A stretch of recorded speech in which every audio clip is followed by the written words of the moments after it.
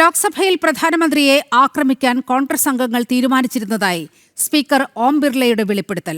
വിവരം ലഭിച്ചതിനാൽ പ്രധാനമന്ത്രിയോട് മറുപടി പ്രസംഗത്തിന് സഭയിലേക്ക് വരരുതെന്ന് ആവശ്യപ്പെട്ടു. പ്രതിപക്ഷം പാർലമെന്റിന്റെ അന്തസ്സ് തകർക്കുകയാണെന്നും സ്പീക്കർ വിമർശിച്ചു. ലോക്സഭയിൽ ഇന്നലെ 5 മണിക്കായിരുന്നു പ്രധാനമന്ത്രി നരേന്ദ്രമോദിയുടെ പ്രസംഗം നിശ്ചയിച്ചിരുന്നത്.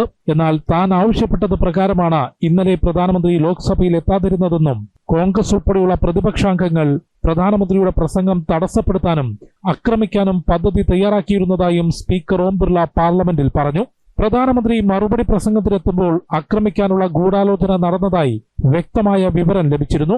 അത്തരത്തിലുള്ള സംഭവം രാജ്യത്തിന് മുഴുവൻ അപമാനമുണ്ടാക്കുമെന്നും അതുകൊണ്ടാണ് പ്രധാനമന്ത്രിയോട് സഭയിൽ എത്തരുതെന്ന് ആവശ്യപ്പെട്ടതെന്നും സ്പീക്കർ ഓം ബിർള പറഞ്ഞു. കോൺഗ്രസ് പാർട്ടിക്ക് कई सदस्य माननीय प्रधानमंत्री जी के आसन पर पहुंचकर कोई भी अप्रत्याशित घटना कर सकते थे. ये दृश्य मैंने सदन में देखा भी सही.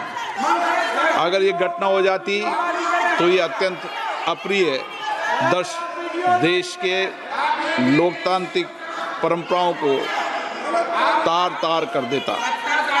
इसको टालने के लिए मैंने माननीय प्रधानमंत्री से आग्रह किया कि उन्हें सदन में नहीं आना चाहिए और सदन के सभापति होने के नाते मेरी जिम्मेदारी बनती थी कि सदन की उच्च परंपराओं गरिमाओं को അശുൻ बनाए रखे.